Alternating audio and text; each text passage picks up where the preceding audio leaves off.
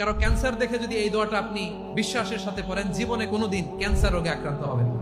দুর্ঘটনা দেখে যদি পড়েন, ওই দুর্ঘটনা আপনাকে স্পর্শ করবে না। যে কোনো কারো বিপদ দেখে যদি কোনো বিশ্বাসী বান্দা এই দোয়া পড়ে, বিষ্ণু বলেন লাম ইউসিবহু যালিকাল বালা, ওই বিপদ তাকে আর ধরবে না। উফিয়া মিনহু মিন যালিকাল বালা কাইনাম মা কান, সে যতদিন হায়াত পাবে কোনোদিন ওই বিপদ তাকে স্পর্শ করবে না। অনেক সময় আমরা দেখি হাসপাতালে ক্যান্সারের 3rd স্টেজে চলে গেছে, লোকটা হ্যাংলা হয়ে চিকন হয়ে হায়রে কি কষ্ট পায়, দেখি না? বিষ্ণু বলে একটা দোয়া যদি কেউ অন্যের কোনো বিপদ দেখে পড়ে, ওই বিপদ তার জীবনে কখনো আসবে না। অনেক সময় হয় যে আমরা মহাসড়ক দিয়ে যখন চড়ি, দুর্ঘটনায়, আইরে আল্লাহ, দুর্ঘটনায় মানুষের মাথা একদিকে দেহ আরেকদিকে, এরকম হয় না? আল্লাহ তুমি হেফাজত করো। বিশ্বনবী বলেন এই দুর্ঘটনা দেখে কেউ যদি এই দোয়াটা পড়ে, তার জীবনে সে কোনোদিন এরকম অ্যাক্সিডেন্টের সম্মুখীন হবে না।